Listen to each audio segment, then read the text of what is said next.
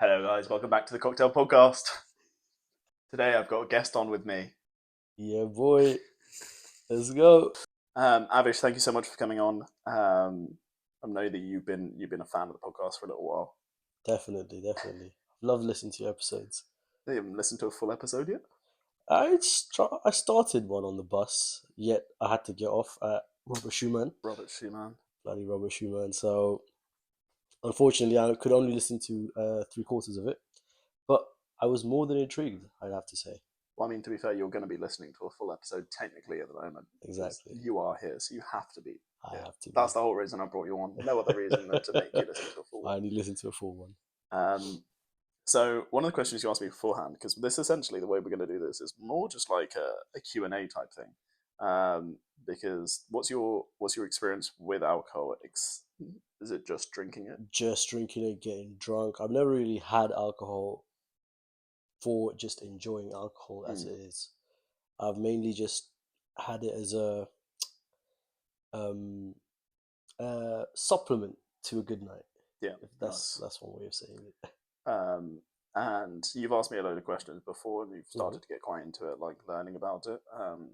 And so essentially, this is just for you to get any of your questions out, and I'm just recording it to stick up on the internet, so that I'm able to get some benefit from it.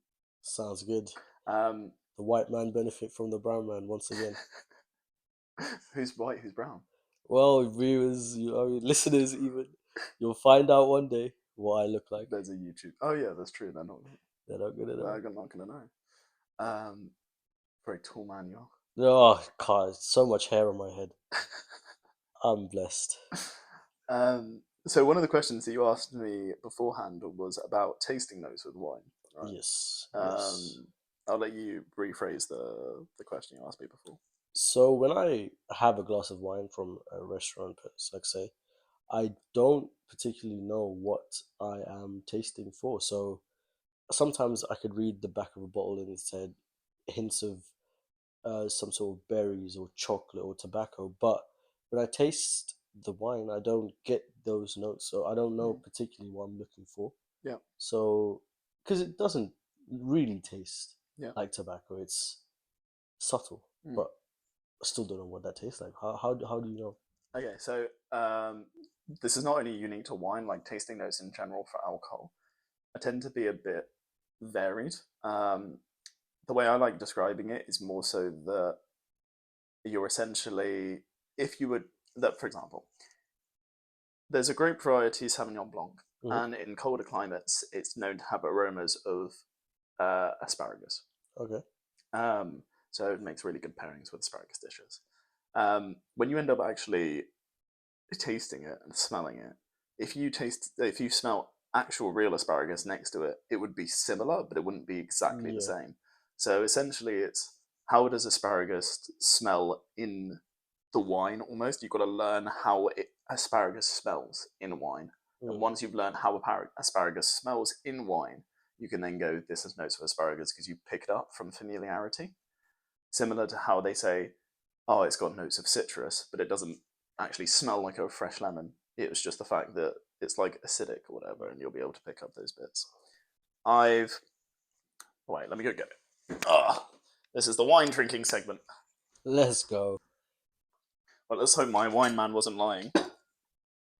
I asked him for this wine in particular because I know it's something you will probably know, and that way you can kind of go off it.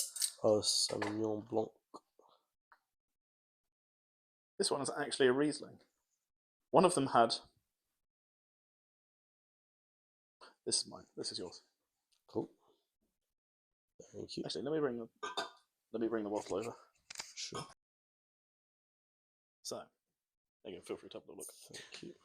I don't know whether it actually says anything on it. Wait, does it say any tasting notes if it does give it back?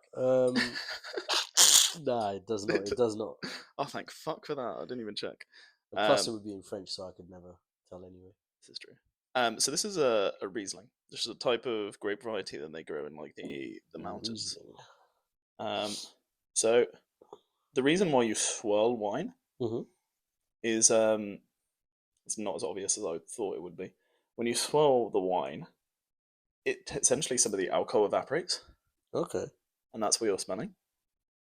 When you have I think with wine you're meant to smell it in the middle of the glass. But when you have spirits in like a some type of like special glass, you're Hmm. meant to smell at the top because Okay. depending on where the vapors go for it. So when you say middle and top, do you mean just how far you stick your nose in the glass? Well, like over here versus at the top of there. Ah, okay. So yeah, it's literally just how close to the rim, Mm. almost. I think my wine man lied to me. I asked for a very specific wine with a very specific aroma Hmm. of Riesling. Okay, I can only just pick up. It's very subtle.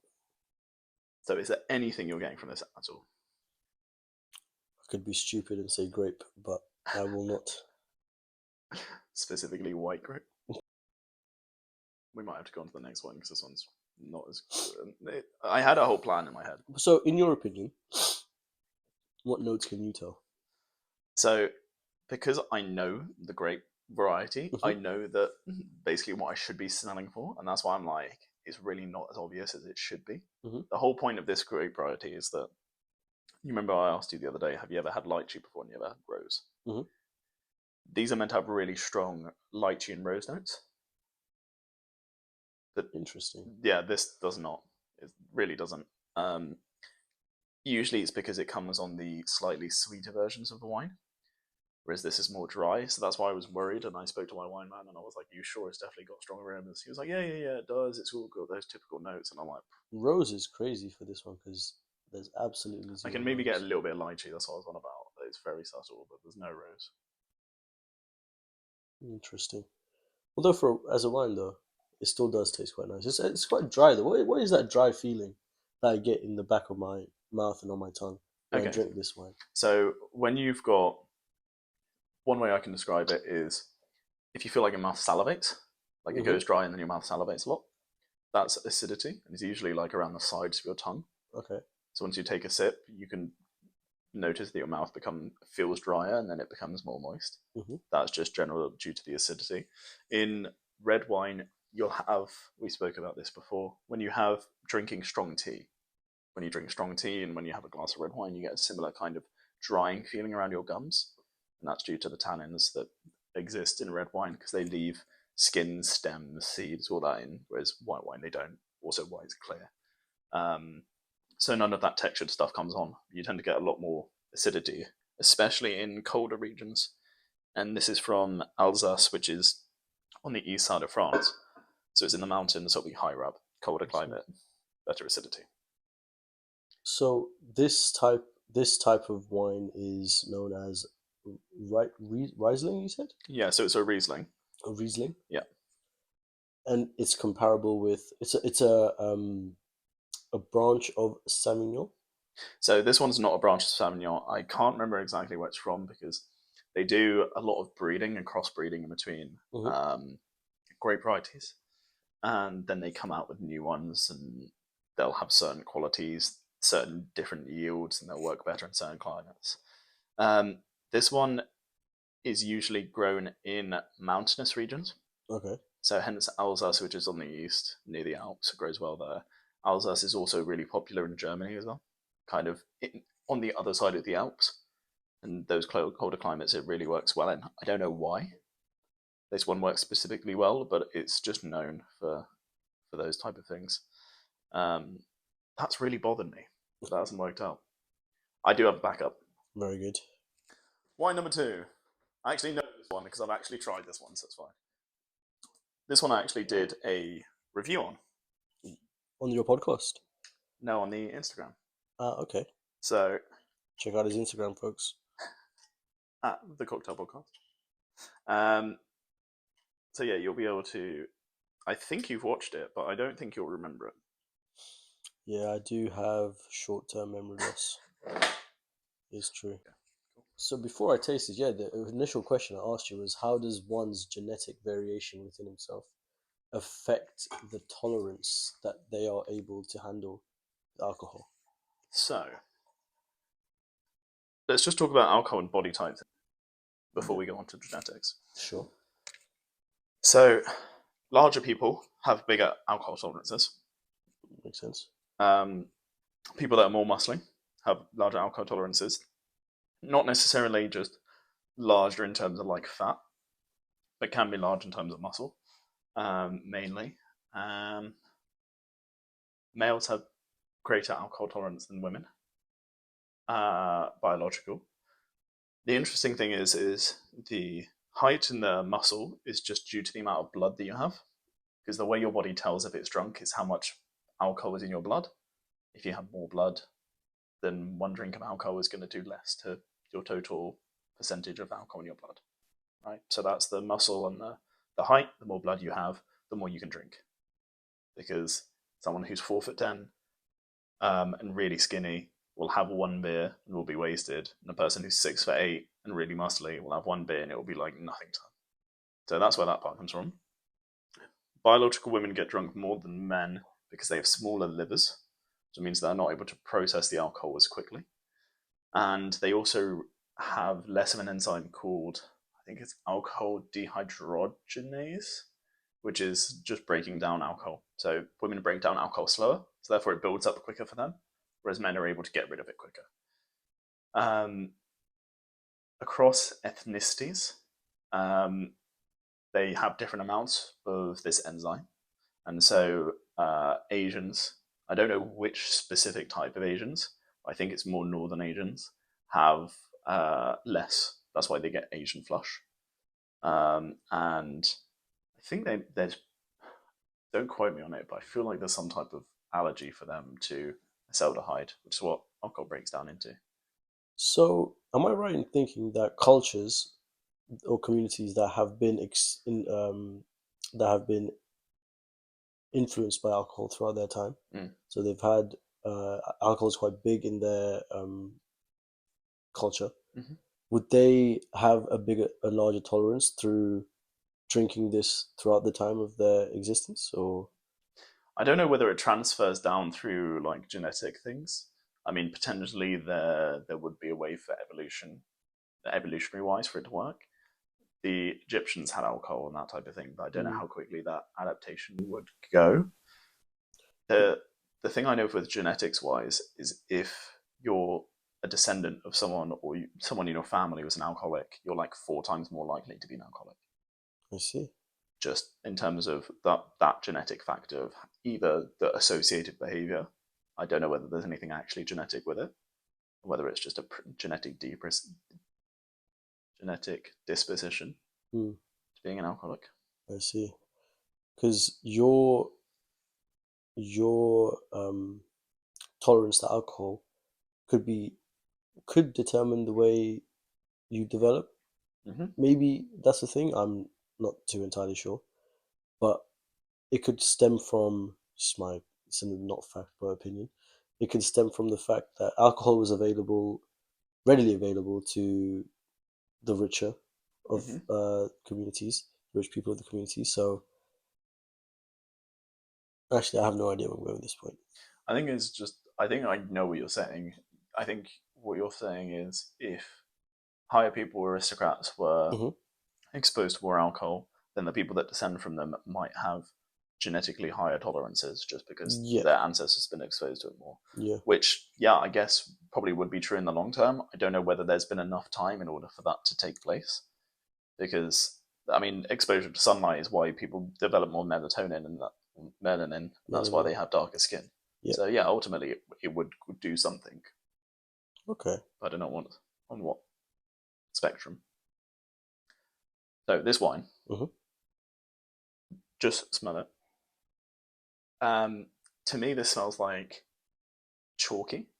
So I know that's going to sound really like fancy, Yeah. but if you imagine my wall, Hmm. if we were demolishing the wall, and you imagine we were in the room once the wall's been demolished and it had white powder hanging from the air, Hmm. I'm getting a little bit of like that in here. Okay. I don't know whether you can get any of that.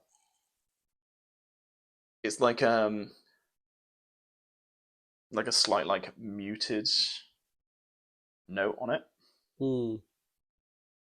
It Yeah. also smells a little bit like a solvent. A solvent. Yeah, you get any of that? I get the solvent part, I think, So the solvent part. but the chalky part, I'm kind of having trouble establishing. It's like you're on a. For me, it feels a little bit like you're on a building site. this way more citrusy. Yeah. Um, So if you focus on the end of the palate, so when you the most time has elapsed since you've had the sip, that's what we call the end of the palate, the thing that leaves the lingering taste on your tongue. How would you describe that? I'm getting a lemon taste. Nice. Yeah. There's definitely lemon in here. Yeah. And how would you describe that lemon? Is it just like you've eaten a fresh slice of lemon? Is it like you're eating the peel? Is it like you're eating an artificial lemon flavor? Definitely not artificial. I would say a very fresh lemon, and I'm inside the fucking pulp right now. Yeah. The pulp is inside my mouth. Yeah. It So tastes so lemony, it's quite acidic, sour. acidic and sour. So the way I described this when I did my review is if you got like a really sour lemon sweet, like Hmm. almost like a lemon sherbet, but like a warhead, Yes. right? Hmm. And you can really see that when you try it, right? Like, when I take my sip, in the first few seconds, it's almost like a little bit metallic, then goes into the lemon. It's literally there for like a second. Oh, like when you put your tongue on like one of those batteries. Yeah, right. Ah, yes. So I would say that is probably what the minerality of the wine is, because Okay. like when you taste that and you go, I have no idea what the fuck that is. I've had like wines that have a lot of flint in them that have like a really specific like note to it. I've had wines that taste really chalky. Um, Usually minerality is really hard to like make out what it is. But in my opinion, that would be what that battery thing you described is probably what you would describe the minerality of the wine being, I see. and that comes from the soil that's grown in. So minerality is just the content, the mineral content of a wine is Yeah, it's more so that like when they say minerality, it's inorganic tastes. okay. Um, but usually it refers to stone. Oh, okay. Um, a lot of the soil that wine is grown in is made to be difficult to grow in because the harder the vine has to fight to survive, the better the fruit will be. So therefore, clay, limestone, chalk is really difficult for them to like get their roots into. So therefore, they'll produce better fruit from it. So that's why that specific minerality comes out in the wine sometimes. So countries such as France, who Mm. are leading in production of wine, they have. Would you say they have tougher terrain for wine for these types of grapes to grow in, but the regions? It depends on because certain regions grow different grape varieties, but certain areas have soil that works well for certain varieties. I see. For example, Champagne is really good at growing Pinot Noir, Chardonnay, and Pinot Meunier grapes, which are the three that are mainly used in champagne production. And I actually just recently finished doing an English wine episode where, because the southeast of England used to be connected to France before it split off into its own island, it's got very similar soil in southeast England as it does to in Champagne. So therefore, England's really good at growing sparkling wine grapes, Well, and they started making like their own unique thing.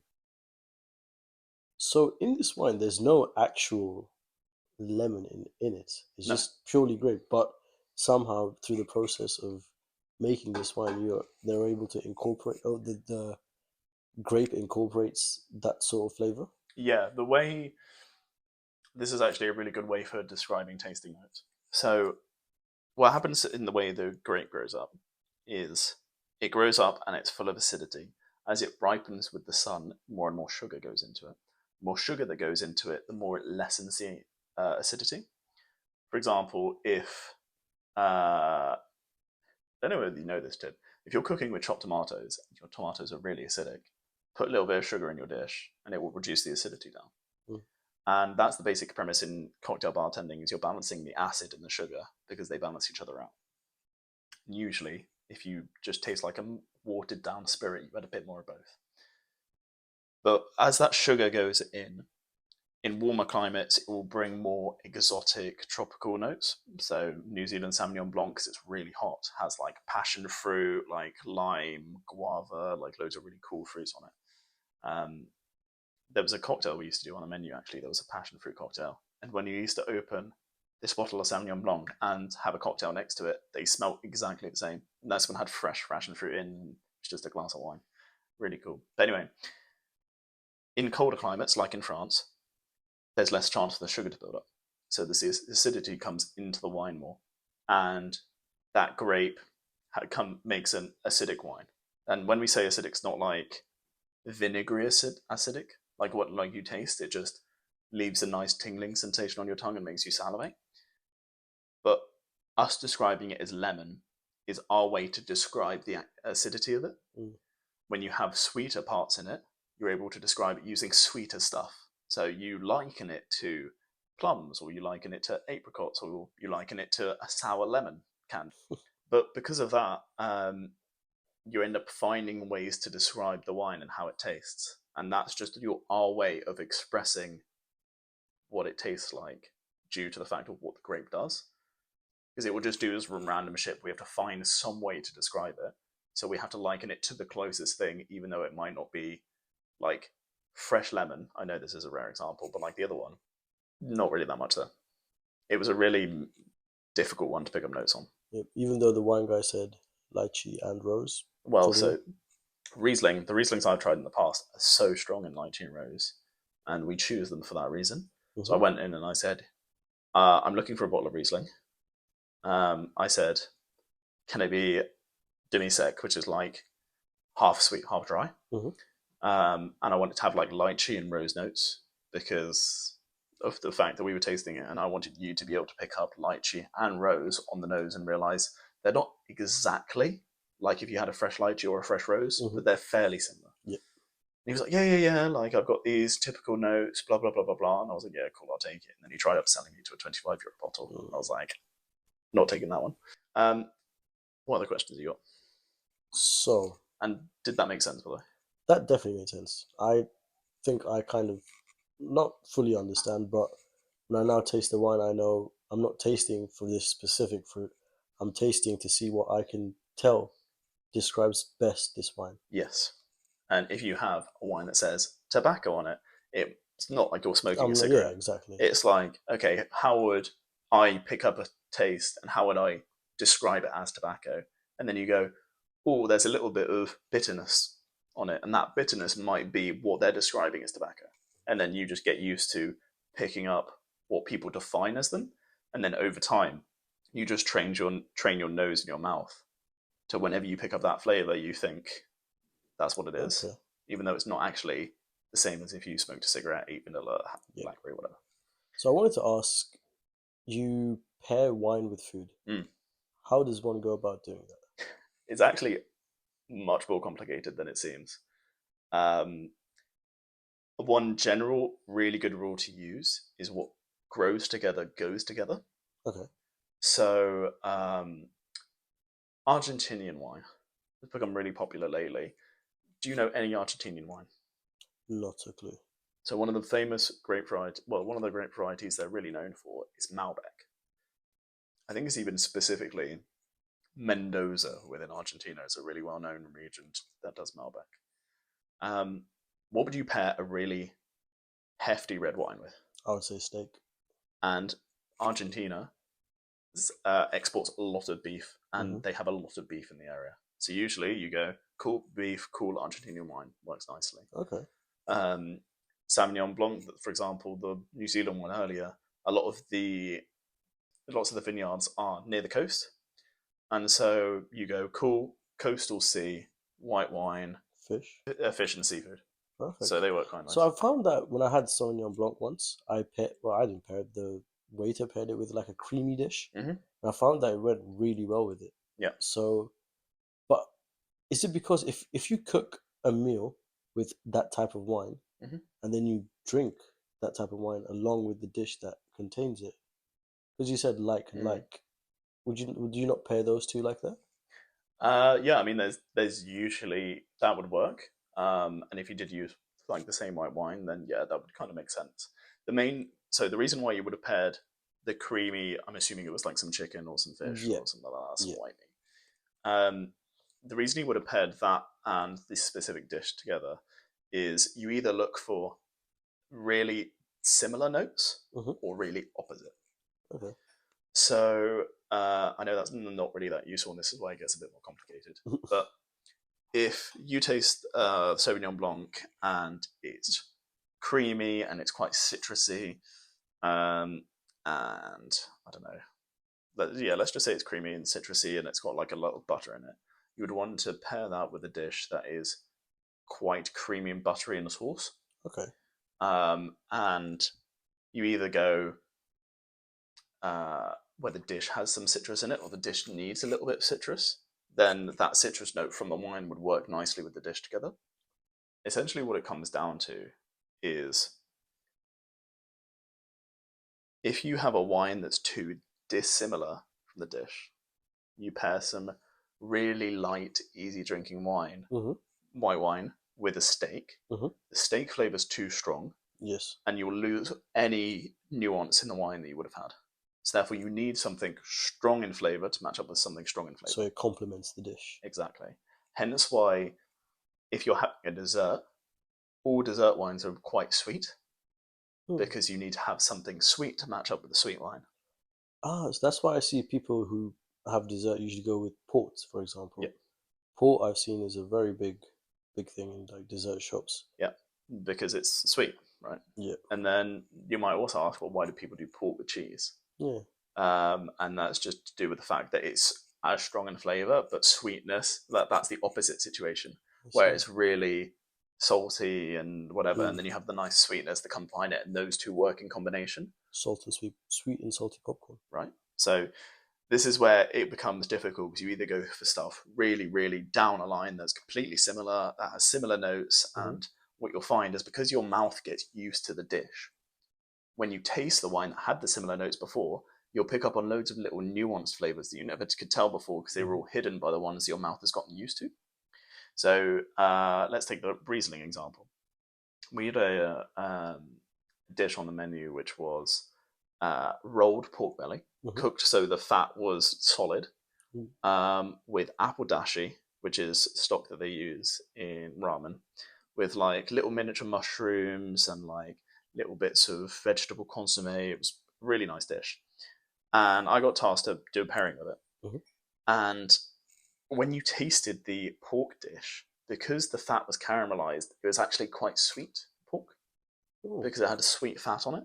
And then you had the rich consomme underneath and the apple notes coming through. So we found a Riesling that was somewhat sweet to match the sweetness of the pork. Uh, the lychee and rose notes were just cool, and that's what came out from the sweetness. And it had some lingering apple notes behind it. So what you'd find is you'd have this semi-sweet wine when you first tasted it. You'd go through the dish, you'd try a mouthful, and then you'd try the wine, and the wine would transform into the citrusy, no longer sweet wine that would taste like the wine that we've just had. But it's the same wine, and it's just completely transformed because of the food you've eaten. I see. So your tongue gets used to the stuff you're eating, almost like if your house stinks, you get used to your house stinking, and then you Mm-hmm. walk in one day and you go, "Fucking hell, it reeks in here." But if because it gets used to that, you're able to pick up on all the little things that you didn't before. I see. I see. I know that's not really like a guide on how you would pair things. But I think you've explained it pretty much on the dot. I'd say because you match the flavor with the wine pretty Yeah, much. Soft tasting food, not too strong in not too strong in flavor. I'd guess mm, I'd say like it's easy to munch. yeah, Pair it with the white. yeah, It's bloody. Pair it with the red. pretty much. Yeah, you can actually do if it's a very light sourced beef dish. Mm. You can do it with a full-bodied wine. Okay. We will talk about body in a second, but um, you can do full-bodied white with red meat, and you can do light-bodied red with white meat. Okay.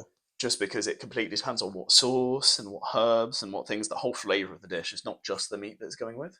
But I mean, it's not really the common case, but there are situations where you can do it. See, my next question is you just thrown a new word at me. Body, Body. yeah. When I hear body, that means I want to fuck you up. I want to body you. Now wine, full bodied wine. What's this? Well, so you have different types of body when describing it. It's essentially how light or how heavy it is, Hmm. essentially. Um, Like if we, okay, let me take an example of a red wine. If I poured you two different red wines and I asked you to judge based purely on look, which one was lighter to drink and which one was heavier to drink, one was slightly more transparent and the other one was completely opaque. Which one would you choose as the lighter or heavier to drink? The one that's slightly translucent. Yeah, the one that's like you can see somewhat through is going to be lighter than the one that you can't see through. When you taste them, one will be more gentle notes, just easy to go down. The second one will be like you're punched full of flavor, and it's Oh, also a lot of texture. Um, and that's more of those tannin things that we were talking about earlier. okay. So the heavier bodied wines will have more tannins in it, Mm-hmm. specifically talking about reds. And then lighter bodied wines would be easy to drink and go down. Lighter bodied wines tend to have less of an alcohol percentage as well. You can also get that with white, but what's difficult is it's still the same premise, but you get none of those texture notes with I it. see. I've never seen, so if you can get it with white wine, I've never seen like a kind of hard to see through white wine. The reason is because the reason you can't see through the red is because they've left the seeds and the stems and all that on it, and the I color see. bleeds in. Yep. So white is pretty much always see through. Hmm. But the darker the color with white I usually see. dictates Mm. full bodied, and then the lighter the color is usually So low what bodied. for white wine they don't take out, they take out Yeah, um the seeds and all the stems. yeah. There's actually one of the wines that I tried when I just came back from Italy, but one of the wines I tried over there was really nice. It was an orange wine, Okay. not made from oranges. Hmm. It's a white wine grape that they leave the stems, seeds, stalks, whatever, like they do with red wine, and the color bleeds in. Ah, That's why it goes orange. But it's a white wine with some tannins behind it. okay. Really cool drinking experience. I haven't found an orange wine here, to be fair. Mm. I know they do some orange wine in Romania. It's the first time I've seen an Italian one, but it smelled like peaches and apricot. Well, It was really sounds cool. lovely. It was really nice. But yeah, so you can have. I mean, this also brings an interesting point of rosé, right? Hmm.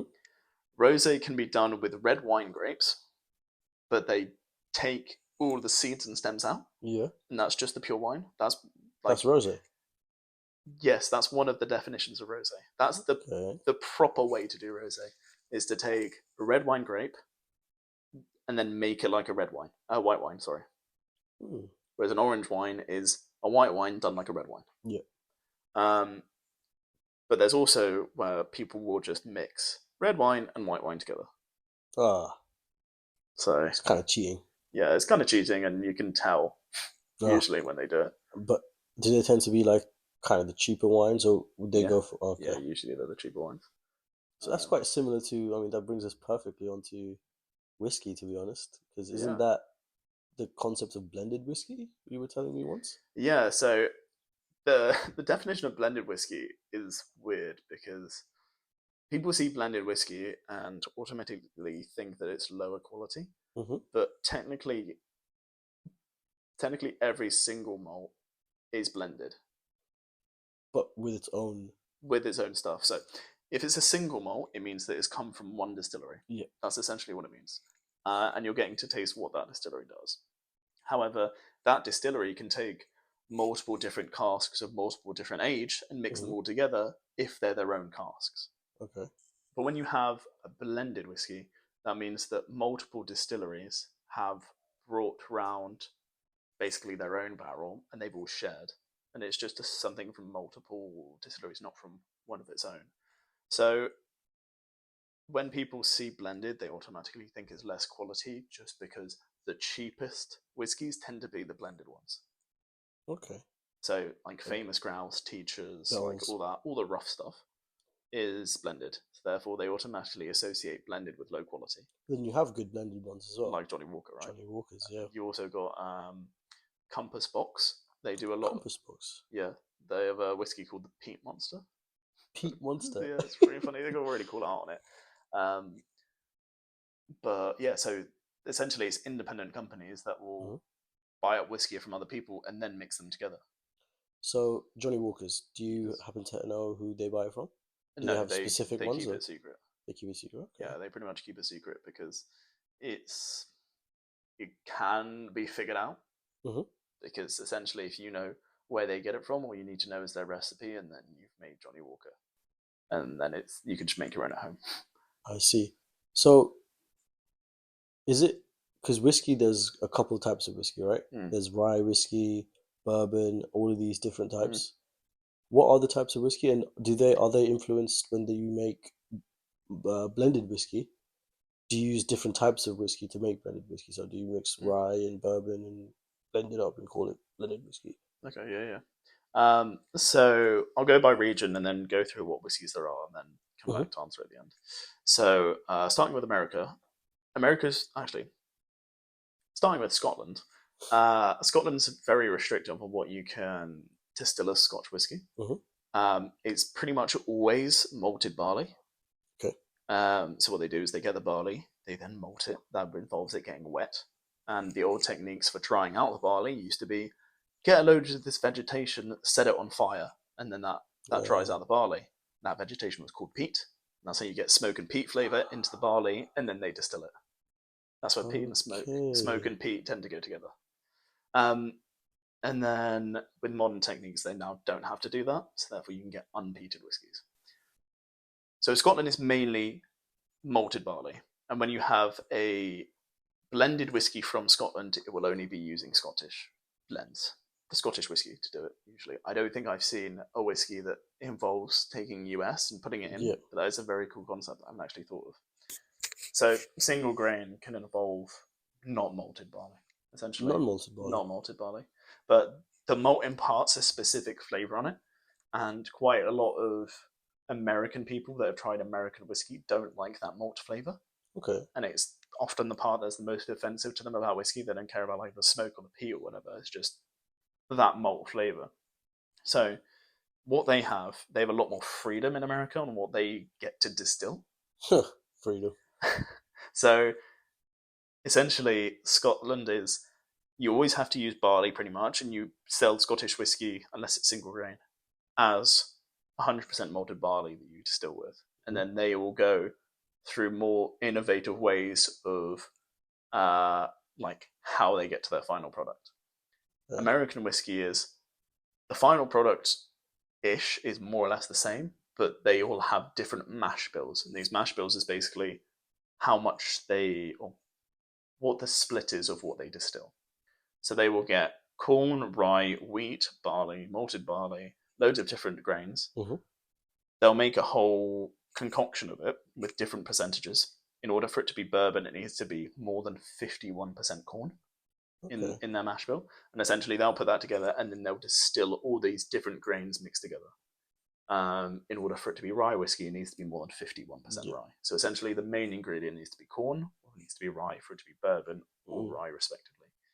Um, but with a bourbon or just American whiskey in general, actually, I'm going to specify Tennessee whiskey first. Tennessee whiskey, on the other hand, is basically bourbon that gets charcoal filtered. Okay. So it just gets filtered through charcoal, a little bit more of a mellow flavor. Okay. Um, so in between Jack Daniels and Jack Daniels and Gentleman Jack Daniels, you have one extra distillation. So it's a more Mm. mellow flavor. I think it might be aged a bit longer. I don't know. If you charcoal distill it, do you not get more of a peaty flavor as well? So the peat comes from the smoking of it that dries Yeah. out the barley, and that goes through it. But because it's charcoal, it has none of the vegetation about. I see. So essentially, it just removes filtrates and removes Okay. the Okay. harsh So flavors there's away. no adding flavor to it from that. No, if anything, it's taking away the harsh Yeah. notes. Okay. And then because most bourbon comes out of Kentucky, Kentucky has really cold winters and really warm summers. Okay. So there's a lot of temperature variation in the year. So what will happen to the whiskey is when it gets really hot, the whiskey will expand into the oak cask, Mm-hmm. and when it gets cold, it will shrink back in, like freeze thawing. Essentially, it will go Okay. out and go in. Whereas in Scotland, it's roughly the same temperature all year round. It's like -10 to like 15 degrees in summer. So with that kind of temperature variation, they have to age it longer. Whereas in Kentucky, because it's physically moving in and out, it absorbs more wood flavor. I So they see. age it for less, which means they can turn around a lot more whiskey. And there's a lot less investment. There's much less foreplanning. So they can just churn out like really weird stuff whenever they want, because if they age it for 3 years, it's done. Whereas it takes 10 years for Scotland to Yeah. get to the same aging level. So there's a lot more foreplanning. But Scotland's had that infrastructure for a while because it's had the whole whiskey culture. Um, you've also got Irish whiskey, which is similar to Scottish. It used to be peated and smoked, and that's why I bought that Irish whiskey, Yeah. because I was like, it's going to be authentic peated Irish whiskey, and I'm not a fan, unfortunately. Sorry, Conmara. I think I bought it for like £19 though, so. Not bad. Um, but they started changing it to market it towards the US market, Hmm. and they aged it in ex-bourbon barrels, so it's a little bit sweeter, a little bit easier to drink. They marketed it as Scotch without the smoke. So Okay. for people who didn't like Scotch, they could Yeah. then get over the malted flavour and just have that sweet whiskey, in which American whiskey tends to be a lot sweeter anyway. But the way they balance that out without having peat or smoke is they'll have more bitterness behind it. And that comes from the tannins we were discussing earlier. That comes from oak casks as well. Hmm. And so those oak casks will impart some type of bitterness onto the whiskies. You'll have sweet caramel, butterscotch notes, but also like a little bit of bitterness behind Yeah. it. Whereas rye is just a lot more herby, the spirit. It's sweet, but it's herby. Okay. Um, Japanese whiskey is only really new, like 20, 25 years. It's come in. They won a competition in like the 2000s. That's kind of put them on the radar for whiskey, Okay. but they don't have the infrastructure for it. So if a Japanese distillery wants to set up a blended whiskey, what they will technically do is set up distilleries in different locations, but it's all under one brand, Hmm. and then they'll blend their whiskey doing it that way. Mm. Whereas in UK, it's, oh yeah, if you give me this barrel, then I'll give you that barrel, and they Yeah. do trade deals and that type of thing. But Japan's like, oh well, there's not enough people here, so I'll just do it myself. Mm. But their whole thing is built off trying to do highballs. So they're meant to be lighter, smoother, easy drinking things that we put in cocktails, put in a highball with soda and easy to drink. I don't actually know that much about Indian whiskey. I haven't tried any yet. I wouldn't know too much. No, I need to get some at some stage. But I don't know where the fuck I'm going to find it. I think Maison de Whiskey actually Yeah. has, Some Indian whiskey. yeah, it has Amrit. According to my boss, Indian whiskey is quite good as well. It's quite similar to blended. That's Yeah, what I've heard. Blended Scotch, even interesting. according to him. He could be wrong. We need to Uh, get a bottle at some stage. we do need to get a ball. Get a bottle of Amrit and play Magic the Gathering. Oh, what a night! Sounds magical. One question I'll have for you before we wrap this up Yep. is we've compared how we match wine to food. Mm-hmm. Is it the same for whiskey and food? It can be the same. Whiskey's more seen as a digestive just because it's heavier Hmm. by itself.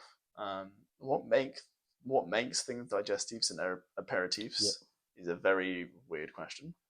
Um, but essentially, it's just if it's more bitter and it's more Sweet? herby, Okay. it tends to be an aperitif. Okay. Oh, yeah. So Okay. like Campari, Aperol Hmm. spritzes, um, champagne, also an aperitif.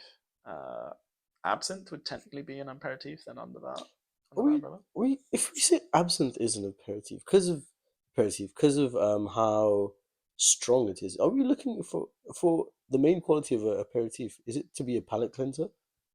Yeah, Pretty much before you start your meal, you're cleansing all the nastiness from your mouth by this sour, yeah. neutral drink. It's also meant to stimulate appetite. That's Oh, basically where it yeah, came from. So aniseed is seen as being stimulating for the appetite. I see. And That then whiskey would move more towards the end after a meal, yeah, it's wine during a meal. yeah, it's meant to be any barrel aged spirits I tend to be see. really good for digesting. But then also, I said about herby stuff being beforehand, but Amaro that we tried yesterday, Hmm. that's a digestif. Hmm. Jägermeister is a just digestif in Germany, and then we've just turned it into Yeah, doing Jaeger yeah, bombs and whatever. stupid students. But that's what German grannies would drink after dinner. They'd pour themselves See, a shot of Jaeger and just sit they back. get lit. Exactly. Time to party with German grannies. Oh God, I love Euros are coming up. Euros are coming up. Well, you want to go party with some German grannies? Oh man, after England bring it home, why not? It's coming home. Several bottles of Jaeger over there. Case of Monster. Oh god. But can you imagine being a granny and doing Jaeger I actually could, to be honest. German grannies as well. I feel like they're strong. Just from that one video I've seen of the German women in Oktoberfest carrying bombs? all Yeah. of that beer, What the fuck? I have now a perception in my mind that German women are strong. Do you know when Oktoberfest takes place? God, don't make me look stupid on podcast, bro. I know it's not in October. It's either I want to say November. September. God, it was one or the other. To be fair, I might even be wrong. So you might be right. I have no Probably clue guess. because it's not in October. No, it's Apparently, definitely not in October. yeah. That's all we know. Yeah. But yeah, essentially, it's a similar type of thing. So if you compare the tasting notes to what Yeah. it is. So um, whiskey, I would probably pair more with cheese, Oh, okay. just because if you have some like, you can get really herbal, mushroomy cheeses. They're Oh quite God. soft, and then you can be like, oh yeah, I'm gonna pair it with a really apple bitter, like fruity whiskey, Yeah. and then you get these dark mushroomy like what's the word? What's the word for savory? That's it. Savory. Savory notes that can go with the slight sweeter notes that come off the whiskey, and they Okay. might work quite well. So yeah, you can do pairings with it. There was one of my old bar managers wanted to do a beer flight for a A beer tasting flight. menu, Okay. and he was going to pair a load of different ones. Never got around to it, but he was talking to me about all of his ideas for it. There's a really cool beer, and I haven't actually managed to get my hands on that. I need to. You know, we went to that place there were a couple of weeks ago when Nathaniel and Ollie were here, Hmm. and we had that last drink in that bar. Yeah. We were sat outside. Uh-huh. Um, that's like apparently an artisanal beer place. I see. So I might be able to find that beer here. It's called a saison beer. It's a malted beer from northeast France, like Netherlands area. Hmm. Might even be Belgium, somewhere in the northeast. Anyway, um, it's a heavily malted beer, but then they like infuse it with like coriander and lemon and orange peel. Jesus Christ. It's really weird, but it's really cool, and that works really nicely with cheese. Yeah. Nice. So Coriander, cheese, lemon, lemon. orange. Almost a curry, mate. I know, basically they're basically Chinese. Oh God. Um, Any other questions from me? I mean, you've been very helpful in for me trying to understand all of this wine tasting, whiskey tasting, because sometimes I feel out of my depth. yeah, But the main takeaway from this I can really take is that it comes with experience. The more you drink yeah, pretty properly, much. and I'll try not to mix stupidness in my drinks Well, like Fanta. the what I would say is it's not only just drinking a lot; it's also thinking about what you're drinking. Yeah. So, for example, if you buy a wine, uh, and it's something that you have no idea, if you go into the random shop and you go give Mm. me a suggestion, let me get that wine, is you buy that wine, you open it, you pour yourself a glass, and you try and you smell things, and you go, "What am I looking for?" And you try and pick up anything. If you Yeah. can't find anything, fine.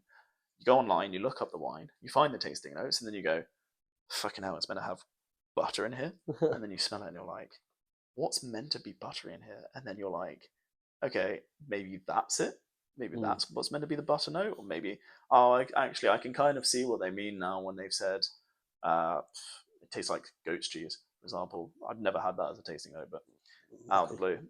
But you can like I can see that, and then you start to learn and appreciate that Yeah. way. And essentially, the more you learn about it, the better. And more just when you go out, just try something different.